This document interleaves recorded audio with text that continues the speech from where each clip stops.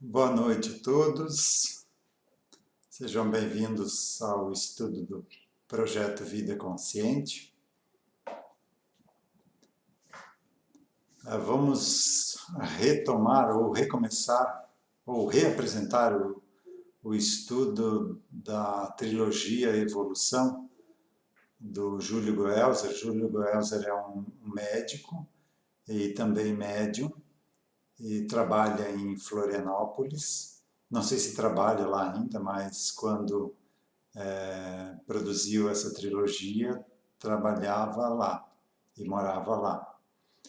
Pelo meu conhecimento, esses livros têm somente na forma digital no Amazon, na forma de e-book. Mas não custa tentar, quem quiser adquiri-los na forma física, de tentar nos sebos, ou na estante virtual, na internet, ou até mesmo na Casa Espírita, lá em Florianópolis, onde ele está vinculado, não sei se ainda está, né?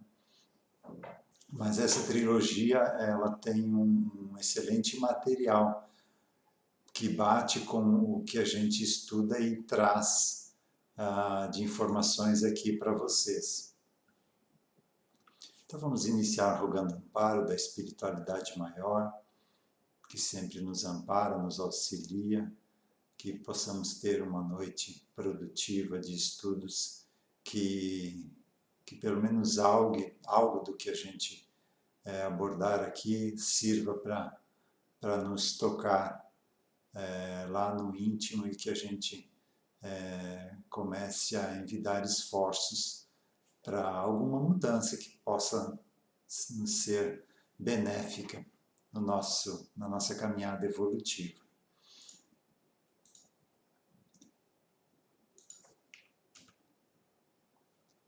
Então, esse primeiro livro aqui, vamos começar com ele, da trilogia Em Busca do Equilíbrio.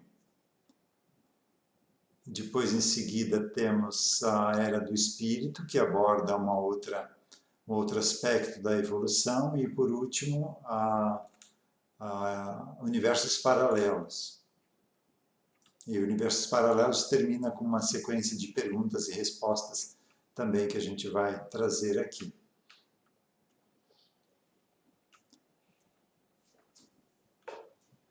Por que somos assim? Esse é o objetivo do nosso estudo aqui do Projeto Vida Consciente. Por que a gente é desse jeito?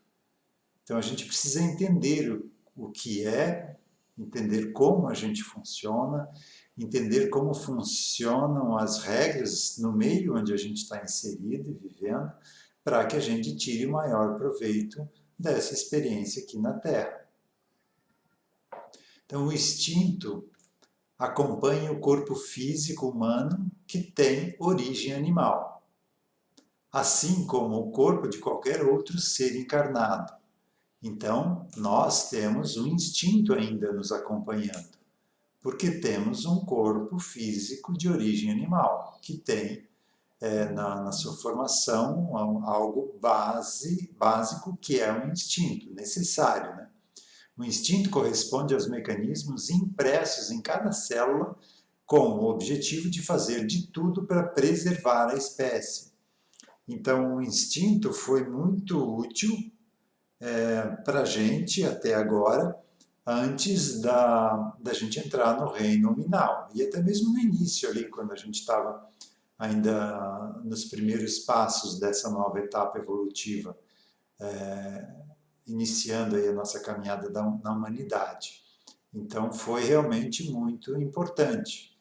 Mas agora a gente está num ponto de se libertar do instinto e fazer uso da razão, que a gente tem uma vida baseada na razão. Foi muito importante para as primeiras fases da existência da vida na Terra, porque este instinto de preservar-se manteve durante milênios as diversas espécies de corpos físicos presentes a servir de estruturas de manifestação das diferentes consciências que aportaram no planeta para evoluir. O instinto é o pai do ego.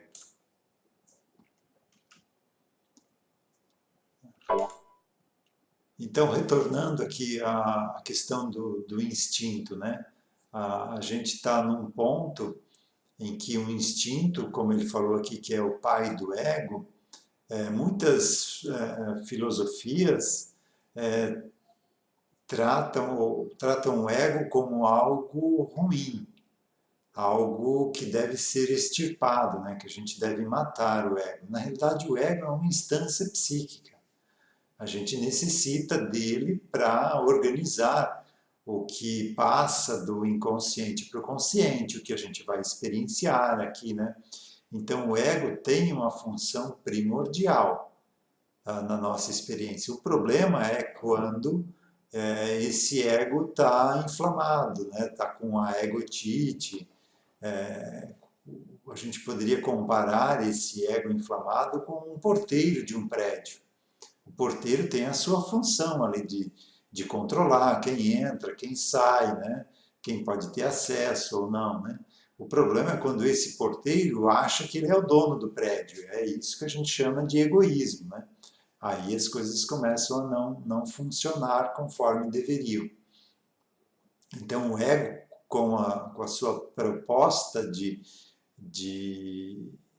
de parte do nosso sistema psíquico, ele é uma parte fundamental. Só que a gente precisa deixar ele no lugar dele, fazendo o seu papel, né? Compare-se também o instinto e uma parte do ego, essa parte inicial, enquanto a gente ainda não tem completo uso da razão, né? Porque só agora a gente está tendo acesso a essas informações mais detalhadas de como a gente funciona, né? Até bem pouco tempo a gente não tinha isso, a gente vinha sido conduzido pelo governo e pela religião, né? Não éramos donos do nosso destino, né? Víamos aí carregados pela lei de causa e efeito, sem saber direito como ela funcionava, né? E agindo sempre pelo egoísmo, né? Ou, na maioria das vezes, pelo egoísmo, né? Então, essa estrutura foi muito necessária e a gente compara isso com um grande edifício, ou uma catedral, por exemplo, né? Você precisa dos andaimes, de toda a estrutura, de gruas, né? Todos esses equipamentos para a construção da catedral, dessa edificação, né? Mas a partir do momento que essa construção está ficando pronta, toda essa parte de auxílio, que a gente pode chamar de instinto, ou esse ego primitivo, tem que ser descartada, né? Porque senão prejudica a beleza da construção, né? Então a gente está nesse ponto agora de se libertar desse instinto, desse egoísmo, para que a nossa construção espiritual, para que o nosso corpo espiritual resplandeça, né? Para que a gente possa se elevar ou se iluminar ou transcender, né? Cada linha filosófica aí tem um termo para isso, né? A doutrina chama de reforma íntima, né? Nem tudo o que pensamos é nosso. Gente, isso aqui é trechos do livro, tá? E eu comento isso muito aqui, quando a gente fala do funcionamento do nosso psiquismo, das personas, né? Quantas vezes nos deparamos em conflito com os nossos próprios pensamentos? Quem já tentou fazer meditação já deve ter tido essa experiência, né? Falam que meditação é ótimo para a gente, para acalmar o espírito, né? O que eles não falam é que é difícil você sentar em silêncio e a mente silenciar também, né? Então, quando a gente senta numa posição confortável, de lótus, ou quem não tem esse contato com a yoga, qualquer posição confortável, né? E começa a prestar atenção em si mesmo, na respiração, começa a vir uma enxurrada de pensamentos. É o nosso psiquismo vibrando informações para a nossa região consciente. Por isso tem pessoas que não conseguem ficar em silêncio, sempre tem que ter uma música tocando, ou uma televisão ligada, né? Não, quando ficam em silêncio, ficam aterrorizadas com essa quantidade de informações e com o conteúdo desses pensamentos que brotam do nosso inconsciente, né? Então, não estou dizendo que meditação é ruim, é uma ferramenta muito boa e muito útil. Inclusive, ele vai abordar aqui, e eu trouxe também nesse estudo. O problema é que a gente deve ser persistente. Esse entrar em contato com a nossa intimidade, com o nosso inconsciente, é realmente, no início, quase um choque. Mas vale a pena a gente persistir e sim, sentindo essa vibração e auxiliando também essa vibração. Sempre que sentir uma vibração de sofrimento, mentalizar uma prece, mentalizar energias de cura, né? Então a gente vai interagindo e não mais fugindo, botando, bloqueando, jogando embaixo do tapete esse conteúdo, né? Quantas vezes concordamos ou discordamos dele, desses pensamentos, né? Como se estivéssemos conversando com outra pessoa, é justamente porque você é a mente consciente. Sofre influência direta do ego, ou do eu espiritual inconsciente, e também do eu superior, que seriam essas vivências que já compreenderam a proposta evolutiva, né? Já estão cooperando com a nossa caminhada, né? Esse eu superior pode ser chamado de self, que é da linha do Jung, né? Ou de superego, que é do Freud. Independente do nome, é essa região do nosso espírito onde já estão vibrando essas partes nossas que já estão cooperando com a nossa caminhada evolutiva. Quanto maior o apego material, mais forte será o domínio do ego. Quanto maior a dívida kármica, maior será a ação do inconsciente em reapresentar personalidades ao consciente. Então a gente não está aqui a passeio, a gente está aqui para harmonizar esse nosso inconsciente. Ou seja, esse karma vai se apresentar até que a gente resolva ele. Então, no início eu posso fugir dele, mas conforme a situação vai progredindo, como a nossa proposta aqui é entrar em contato com esse karma e resolvê-lo, ele não está aí para nos fazer sofrer. O sofrimento vem como um mecanismo, um meio de a gente resolver esse karma. Então, ou é pela dor ou é pelo amor, né? Geralmente a gente vai empurrando com a barriga e aí sobra para a gente resolver isso pela dor. Mas se eu tenho esse entendimento, a hora que aparecer algo na minha vida, eu vou atrás, vou investigar, vou tratar, vou resolver essa situação. Não vou deixar de lado, porque eu sei que tudo que aparece na minha caminhada é algo que eu plantei lá no passado e agora eu preciso resolver, preciso reharmonizar, preciso devolver aquilo que a gente tirou dos outros, né? Ou devolvendo a vida como pai, como mãe, ou auxiliando até mesmo materialmente, quando a gente lá no passado tirou também, extorquiu materialmente essas mesmas pessoas, né? Pode ser que a gente está devolvendo para um filho, então a herança que fica para o filho já é algo que a gente está devolvendo lá do passado, então nada é por acaso. A gente está aqui num grande processo, numa grande oportunidade de reharmonização com tudo que a gente fez até hoje, na busca de paz, de consciência, de equilíbrio, de harmonia. Mas isso só é possível quando a gente harmonizar tudo que a gente fez lá no passado, né? Isso não vem de graça, isso é uma conquista. Que, como eu falei, não precisa ser pela dor. Se a gente entende esse mecanismo, agora a gente vai olhar para isso de uma forma diferente. Então, tudo que tiver ainda incompleto ou precisando de atenção no nosso espírito, vai ser reapresentado à nossa mente consciente, para que a gente resolva.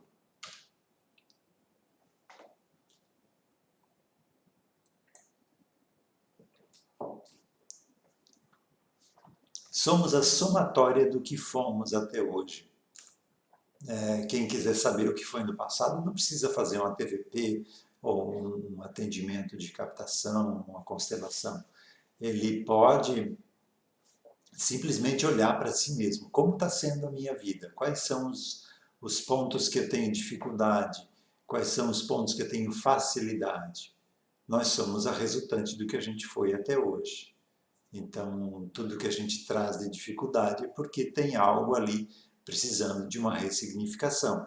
E esse ponto que não está bem é um chamado de atenção, não é um castigo. A gente trata muitas vezes como castigo de Deus, né? E não é nada disso, é simplesmente a colheita de um plantio. Só que a colheita, o plantio é livre, mas a colheita é obrigatória, então não tem como fugir disso. Só que a gente pode fazer essa colheita de uma forma consciente, livre do sofrimento. Às vezes tem a dor, mas não tem o sofrimento, que são duas coisas diferentes.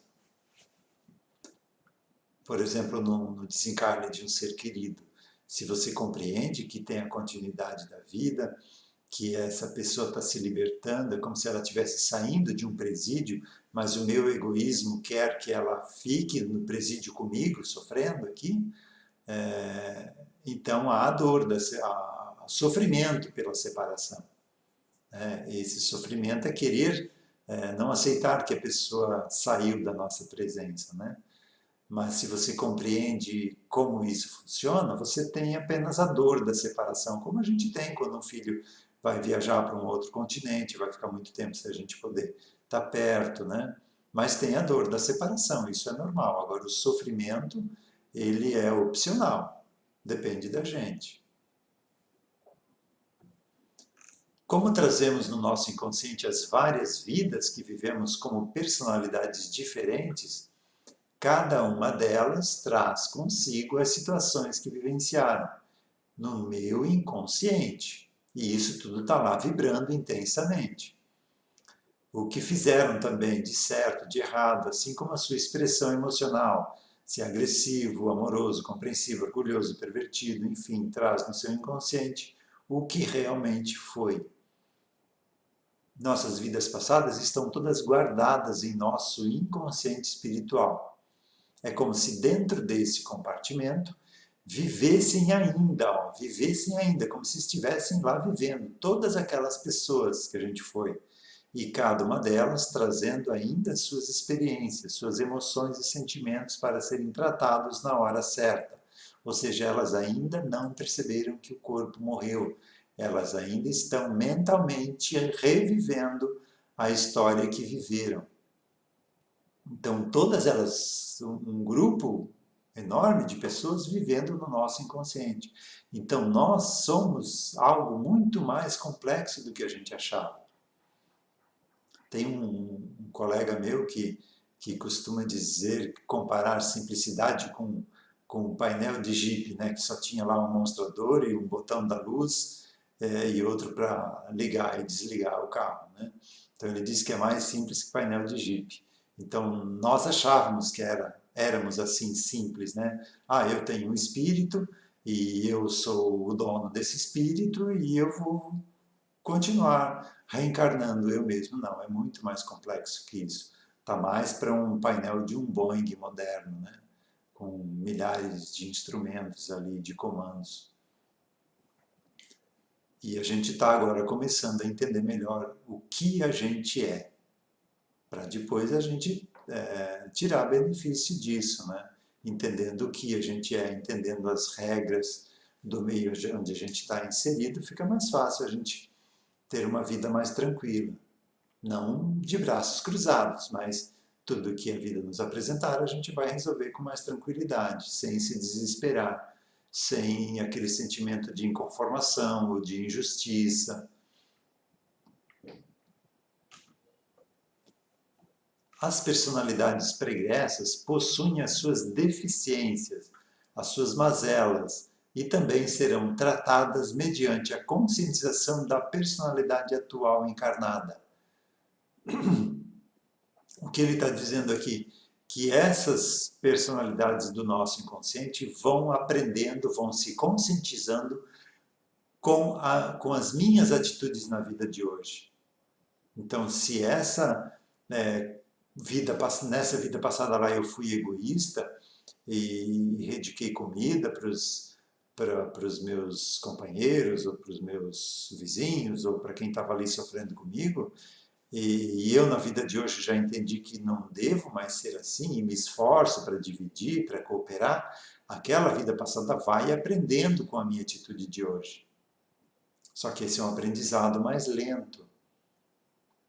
Com, com um atendimento de captação, por exemplo, você consegue trazer esse grupo de personalidades, essas consciências, para uma espécie de incorporação através de um sensitivo, ele vai se manifestar ali, e você consegue mostrar para ela, olha, o teu corpo já morreu, essa vida já se encerrou, olha o que aconteceu na vida seguinte, depois que você fez isso, para aquelas pessoas lá que você não dividiu com elas, olha o que você sofreu lá, elas também tinham e depois não dividiram contigo, não foi sofrido estar lá com necessidade e ninguém ter boa vontade de te ajudar.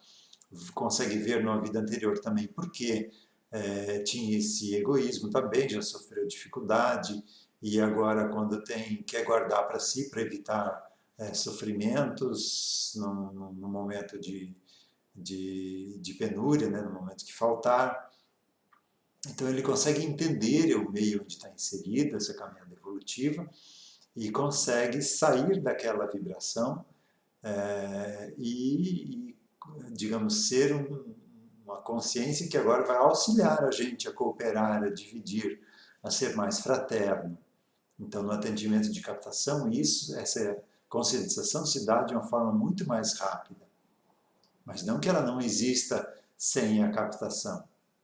Só que como a gente andou repetindo de ano aí, né, a espiritualidade deu essa ferramenta aí para a gente acelerar um pouco a nossa caminhada para que todos não tenham que sair aqui da Terra, né? Ia ficar um planeta vazio aqui, né? Então, eu vejo essas ferramentas novas aí, tanto constelação familiar, captação psíquica, TVPs, essas ferramentas como uma ferramenta de auxílio emergencial para que a gente consiga acelerar o passo aí e o estrago não ser tão grande, porque é só olhar para a história da nossa humanidade, né? O que a gente fez até bem pouco tempo atrás, menos de um século atrás, vejam o que a gente fez aqui na humanidade, né? Com guerras mundiais, né? E hoje ainda acontecendo muitas atrocidades ainda, mas bem menos do que algumas décadas atrás, só que agora tudo é noticiado, né? Tudo a gente sabe instantaneamente o que está acontecendo no outro lado do mundo, né? E infelizmente isso ainda é notícia, né? As pessoas se comprazem em ver sofrimento dos outros, né? Então isso é o que predomina aí nas veiculações de notícias, né? Sendo que a vida lhe põe à frente uma situação que abrirá uma porta de expressão para aquela individualidade do passado. Está dizendo que isso vai aflorar, vai ter um momento em que essa expressão do passado lá vai fazer parte da nossa experiência, ou vai atrair uma experiência para aquilo. Exemplificando, lá no passado eu passei a perna em muitas pessoas, como eu tinha recursos, essas pessoas estavam com dificuldades, eu comprei as terras deles por uma quantidade irrisória, né? Quase que roubando esses recursos deles, porque eles estavam precisando de dinheiro e não tinha, num ano de dificuldades, de seca ou de estiagem, não tinham uma produção para vender e estavam precisando de comida e de remédio. Então, a gente acabava extorquindo essas pessoas, tirando delas o patrimônio por uma quantia mínima lá de dinheiro. Ou seja, você roubou aquela pessoa, você não gostaria de estar do outro lado, não foi justa a negociação. Então, hoje, por exemplo, se eu venho aí na condição geralmente vem numa condição para ressarcir aquelas pessoas, né? Então você vem aí como corretor de imóveis para devolver a terras ou para fazer com que aquelas pessoas reconquistem aquele imóvel lá que perderam no passado, né? Então essas situações vão vir, mas como lá no passado eu as prejudiquei, hoje eu vou tentar fazer um negócio e as pessoas não vão sentir confiança em mim, porque essa vibração está no meu inconsciente, as pessoas não sentem a confiança, porque vibra em mim, no meu inconsciente, lá o salafrário lá do passado, 71 do passado. Então, fazendo esse atendimento, você consegue, digamos, tirar a consciência daquela vibração lá que se compraz em enganar as pessoas, né? Para que ela compreenda o sofrimento que ela passou depois daquilo, compreenda o que passou antes também, né? Que também já sofreu, que não é justo fazer isso. E a partir desse momento, aquela vibração não está mais em mim. Aquela vibração de se comprazer em passar as pessoas para trás, em tirar vantagem das pessoas, né? E o Brasil é repleto disso, né? Tanto é que surgiu, nasceu até o famoso jeitinho brasileiro, né? Então a grande maioria das pessoas, não só no Brasil, mas no planeta Terra, estão fortemente ligados ao egoísmo e ao orgulho, né? Principalmente o egoísmo, né? Então, o que eu quis dizer é que a vida vai nos atrair situações de acordo com o que a gente viveu no passado, mas com um objetivo não de nos castigar, assim, de que a gente olhe para essa dificuldade e resolva essa situação, né? Então, é uma atração vibratória. O que a gente foi no passado, a gente vai atrair para a gente hoje. Muitas mulheres também procuram atendimento, dizendo que já estão no terceiro, quarto, quinto relacionamento e sempre acabam se relacionando com o mesmo tipo de homem. Lógico, é ela que está atraindo esse tipo de homem. Enquanto ela não fizer essa reforma íntima, tratar essa parte dela que lá no passado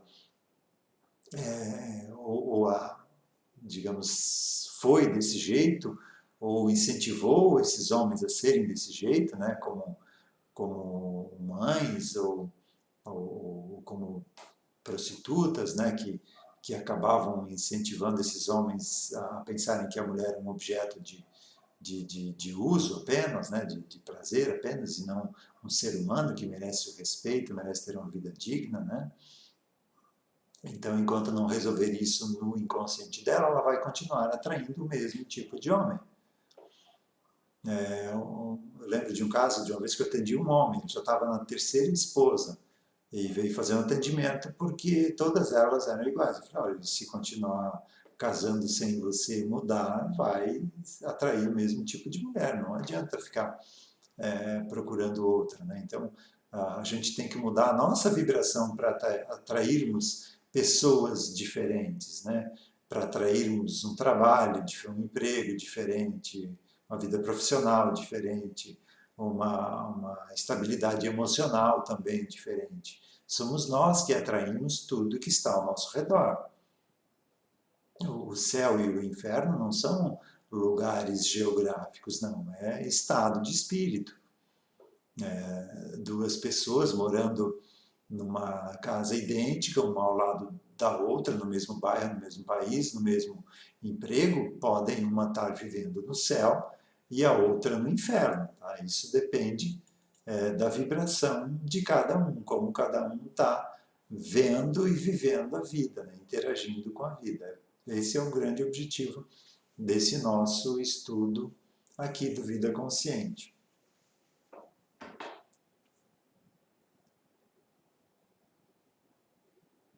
Então, são consciências que agiram influenciadas pela ação mais forte do ego, ou seja, pelo egoísmo. Hoje, você está além da evolução intelecto-moral daquelas personalidades, de forma que lhe cabe doutriná-las, dizer a elas que é certo e qual a melhor conduta baseada nos seus conhecimentos de hoje.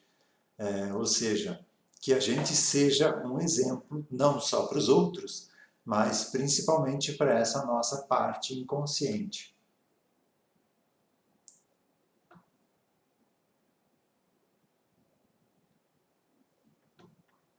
Então, encerramos o nosso estudo de hoje pelo tempo que se encerrou agora. Espero que essas informações tenham auxiliado, que a gente possa trazer isso para o nosso dia a dia. Esse é o principal objetivo. Não adianta a gente saber muito e não botar em prática. A gente só vai levar daqui as ações que a gente tiver.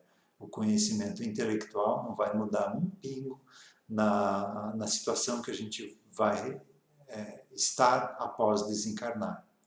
Após desencarnar, o nosso estado vibratório depende do que a gente fizer com o conhecimento que a gente tem. Então vamos encerrar com um passe à distância. Esse passe é auxiliado pela equipe do CEPA também, ligadas aos passes. Essas energias chegam mesmo à distância a cada um de nós. O importante é que a gente esteja sintonizado com elas. Então, quem se sentir confortável pode fechar os olhos, sentindo uma onda de energia descendo do alto da cabeça, descendo por todo o corpo, drenando tensões e preocupações do dia. Que a gente assuma as preocupações, apenas aquelas que a gente pode resolver agora, no dia de hoje. Nos sentindo mais leves, ampliando essa energia para o nosso lar, para o nosso local de trabalho.